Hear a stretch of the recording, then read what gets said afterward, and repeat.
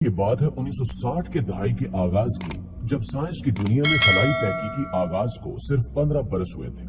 और बहुत से तजुर्बात के बाद खलाई राजों को समझने के लिए मुख्तलिफ मिशन जारी थे। लिहाजा रूए जमीन के कई खलाई इदारे जो दिन रात खला के सरबस्ता राजों से पर्दा उठाने के लिए कोशा थे, अब चाहते थे कि कोई ऐसे मिशन लॉन्च किए जाएं जिनकी मदद से खलाई राजों को बकिया ममालिक से पहले जाना जा सके, या कोई ऐसी मशीन तैयार की जाए जो खला में जाकर पल पल की खबरें इन तहकीकाती खलाई लेबॉर्ट्रीज में भेज सके। बिलखसूस ये मुकाबला रूस और अमेरिका के दरमियान जोर पकड़े हुए था, जो आए दिन किसी न किसी इंसानी जान की कुर्बानी की वजह बनता था। इसी मुकाबले की गरज से जहां अमेरिका ने अपने कई खलाबाजों को खला में भेजकर दुनिया को बेखबर रखा, इसी तरह रूस भी पीछे न रहा और दुनिया माफिया से पोशीदा रखकर कई खलाबाजों की खला की तरफ परवाज करवाएगी, जिनमें से कई ऐसे भी थे वहां से कभी वापस ही ना आ सके। दोस्तों, खलाई सफर की इस दौड़ में कुछ ज़हीन दिमागों ने यह भी चाहा कि किसी ऐसे खलाई रॉकेट की इजाद जरूरी है जो खला, चांद, सूरज, सितारों से भी आगे की मालूमात दुनिया तक पहुंचाए। लिहाजा इसके लिए कुछ ऐसी मशीनें बनाई गई जिसमें 2 मुसाफिरों को बिछाकर खला की तरफ रवाना कर दिया गया। मिशन के तहत बहुत सी खलाई मालूमात कई रोज तक बम पहुंचाने के बाद बदकिस्मती से मुसाफिर बीमार हो गया और साथ ही अगस्त 1981 में उसका रॉकेट एक मुश्किल में फंस गया। उस रॉकेट पर एक कैमरा नस्ब था जिसे जमीन से कंट्रोल किया जाता था और जिस तरफ चाहे उसका रुख मोड़कर तस्वीर बनाई जाती थी, लेकिन बहुत ज्यादा इस्तेमाल की वजह से कैमरे के गियर बॉक्स का तेल खत्म हो गया, जिसकी वजह से कैमरे को बआसानी इधर उधर मोड़ना नामुमकिन हो गया। अब अगर उसे ठीक न किया जाता तो रॉकेट को खला में भेजने का मकसद ही बाकी न रहता, क्योंकि इसके कामों में से अहम तरीन काम निजाम शमसी के सियारों, चांदों, सियारचों और दूसरे लातादाद खलाई अजसाम की तस्वीर जमीन पर भेजना था। चुनांचे इस सारे मंसूबे को बचाने के लिए साइंसदानों की एक टीम दिन रात इसकी खराबी दुरुस्त करने में मसरूफ हो गई और कैमरे के हैंडल को ठीक करने के लिए 85 मुख्तलिफ तरीके आजमाए गए, लेकिन बदकिस्मती से वो सब तरीके नाकाम रहे। ताहम वो मकूला मशहूर है कि हिम्मत करे इंसान तो क्या हो नहीं सकता। तो इसी के मुस्ताक लगातार कोशिशों ने बिलाखिर 66वां तरीका ढूंढा और जो काम कर गया, और हैंडल इस हद तक ठीक हो गया कि उससे मर्जी का काम लिया जा सके। लेकिन उस वक्त तक वो रॉकेट ज़ोहल सियारे को पीछे छोड़ता हुआ यूरेनियस और नेपच्यून के करीब पहुंच चुका था। लिहाजा रॉकेट ने ठीक होने के बाद फिर से काम शुरू कर दिया और यूरेनियस सियारे के गिर्द घूमने वाले 10 चांद दरियाफ्त किए, जिनमें से एक चांद मेराना ऐसा भी था जिस पर बर्फ की 12 मील ऊंची दीवार दरियाफ्त हुई। इस रॉकेट के जरिए जब 1986 में इस दीवार इन पर भेजी गई तो साइंस के हलकों में खलबली मच गई, लेकिन ये खलबली ज्यादा देर तक कायम न रह सकी और खलाई तहकीक के लिए जाने वाले इस रॉकेट को खौफनाक हादसा पेश आया। हादसे में न सिर्फ रॉकेट तबाह हो गया, बल्कि उसमें सवार बाकी खलाबाज जलकर धुआं बन गए और खला में ही तहलील हो गए। इन खलाबाजों में 2 खवातीन भी शामिल थी।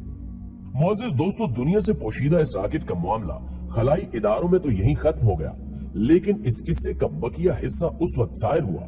जब अचील और उसके भाई जुआनी बटिस्टा नामी 2 रियाजीदानों ने 1950 की दहाई के आखिर में अपना एक रेडियो स्टेशन कायम किया, जिसके लिए उन्होंने टोरे बर्ट नामी जगह पर जर्मन फौज का एक नाकारा बंकर इस्तेमाल किया। इन भाइयों को खला से आने वाली आवाजों को सुनने का बहुत शौक था, लिहाजा उन्होंने उस बंकर में ऐसे आलात का इस्तेमाल किया जिनमें टेलीमीट्री आवाज की रिकॉर्डिंग, बसरी डाटा और उड़ान की मालूमात हासिल की जा सके, और वो खला से आने वाली आवाजों को पकड़ने के लिए मुकम्मल तौर पर तैयार हो चुके थे।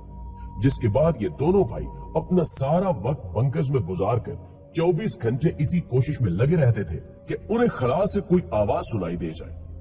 फिर आखिरकार एक दिन इन भाइयों ने अचानक इस बात का दावा किया कि इन्हें एक अजीबो गरीब आवाज सुनाई दी है और बताया कि ये किसी खातून की आवाज थी जो जोर जोर से सांस ले रही थी और अपनी आवाज से निहायत डरी और सहमी सी महसूस हो रही थी, और जिस जुबान में वो बात कर रही थी वो उन भाइयों के मुताबिक रूसी जुबान थी,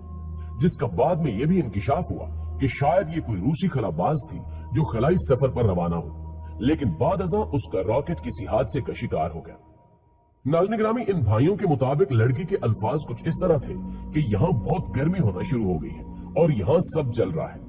जबकि उस रिकॉर्डिंग को बाद में मंज़र आम पर भी लाया गया जिसमें लड़की के अल्फाज बआसानी सुने जा सकते हैं। नाज़रीन गिरामी, उस रिकॉर्डिंग के बाद खला से आइन भाई बाद में कई रिकॉर्डिंग्स दुनिया के सामने लाए और बहुत से दावे किए गए कि उन्होंने खलाबाजों की रिकॉर्डिंग सुनी है जिसमें दम घुटने वाली आवाजें, खोए हुए साथी की आवाजें वगैरह शामिल थी। लेकिन 28 नवंबर 1960 को की गई उस खातून की रिकॉर्डिंग ने उन्हें दुनिया भर में मशहूर कर दिया, क्योंकि इस आवाज पर उन्होंने बहुत ज्यादा रिसर्च की और इसको पूरी तरह सुनने के बाद SOS सिग्नल को पहचान लिया,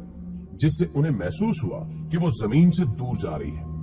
इस कहानी को स्विस अतालवी रेडियो स्टेशन ने उठाया और पूरी दुनिया तक पहुंचा दिया, जिसके बाद ये दोनों भाई उस स्टेशन के खलाई माहिर बन गए। नाज़रीन ग्रामी, कहा जाता है कि मजमूई तौर पर जोडीका कोर्डिगिलिया बिरादरान ने 4 साल की मुद्दत में 9 रिकॉर्डिंग्स जारी की, जो वक्फे से सामने आती रही। इसके अलावा भी एक मशहूर खलाई मिशन के मुतालिक कुछ पुरइसरार आवाजें रिकॉर्ड हुई जिन्हें इससे पहले कभी सुना नहीं गया था।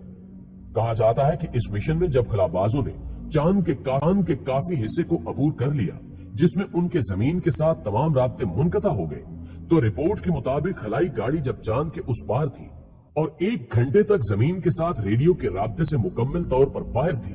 उस वक्त उन्हें जमीन पर ना तो कोई देख सकता था और ना ही सुन सकता था।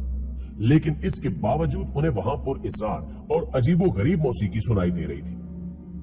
नाज़रीन ग्रामी, ये आवाजें उनके हेडसेट के जरिए उन तक पहुंच रही थी, जिन्हें सुनकर वो पूरी तरह चौंक गए थे और वो तज़बज़ब का शिकार थे कि इस बात की इत्तला नासा को दी जाए या नहीं। कहा जाता है कि रिकॉर्डिंग से जाहिर होता है कि खला नूर जब अपने हेडसेट पर मौसीकी जैसी आवाजें सुनते ही चौंक उठे और उलझन का रद्द अमल जाहिर किया, तो उस वक्त खलाई गाड़ी मुकम्मल तौर पर जमीन के साथ रेडियो नशरियात की रेंज से बाहर थी। इलावा अजीब तीनों खलाबाजों की आपस में गुफ्तगू से ये इशारा मिलता है कि उन्होंने ऐसी आवाजें सुनी जो इससे पहले उन्होंने कभी नहीं सुनी थी। नासा के मुताबिक अपोलो 10 का अमला जब मिशन कंट्रोल के साथ राब्ते से बाहर था, तो उन्होंने पुरइसरार आवाजें सुनी थी, जिसे उन्होंने आपस में गुफ्तगू में सीटियों जैसी आवाजें कहा था। बताया जाता है कि इस गुफ्तगू की रिकॉर्डिंग से यह भी जाहिर हुआ कि ये खलाबाज आपस में इन आवाजों के बारे में बातचीत कर रहे थे। खलाई गाड़ी पर सवार अमले का एक रुकन कहता है कि तुमने सीटियों जैसी आवाजें सुनी। दूसरा जवाब देता है कि ये आवाजें बैरूनी खला की मौसीकी की तरह लगती हैं। बाद में एक कहता है कि मैं तुमसे कहता हूं कि ये मौसीकी बहुत अजीब है। एक साथी जवाब देता है कि कोई हमारा यकीन नहीं करेगा। एक साथी कहता है कि हमें उन्हें बताना चाहिए। दूसरा जवाब देता है कि मैं नहीं जानता, हमें इसके बारे में सोचना होगा।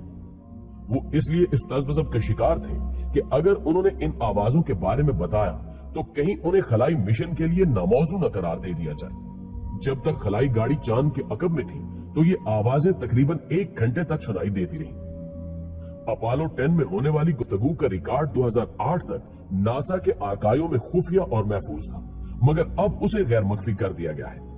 नाज़रीन ग्रामी, ऐसी आवाजों पर गुफ्तगू करते हुए कई माहिरीन कहते हैं कि खला में बहुत से ऐसे वाकयात रुनुमा होते हैं जब खलाबाज खला में परवाज करते हुए अजीबो गरीब चीजें देखते या सुनते हैं और इसका तायुन नहीं कर पाते। अगरचे ऐसा मालूम होता है कि शोर का माखिज पुरइसरार ही रहेगा, लेकिन वाज़ेह रहे कि इन्हीं आवाजों को बेनकाब करने के लिए और इस पर तहकीकी सरगर्मियों को दिखाने के लिए 23 फरवरी को नासा की गैर विजात शुदा फाइलें एक टीवी सीरीज पर दिखाई जा रही हैं, जिसकी एक झलक 21 फरवरी को टेलीकास्ट की गई। यहाँ नासा का कहना है कि खलाई इदारे की तरफ से खला में आवाजों को रिकॉर्ड किया जाता है, लेकिन ये ना सुनाई देने वाली आवाजें नहीं होती, बल्कि ये मकनातीसी बर्क की लहरें हैं जो खला में से गुजर सकती हैं। नासा की काफी तहकीकात ने इन मकनातीसी लहरों को रिकॉर्ड किया है और इनका इंसानी समात के मुताबिक तर्जमा किया गया है, जिससे ये किसी और ही दुनिया की पुरइसरार आवाजें मालूम होती हैं। लेकिन कायनात के इन राजों से अगर कोई बखूबी वाकिफ है तो वो सिर्फ अल्लाह ही की जाते अक़दस है, जिसके बनाए हुए न खत्म होने वाले निजाम में हजारों और भी राज पोशीदा हैं और जिन तक शायद ही इंसान की रसाई मुमकिन हो।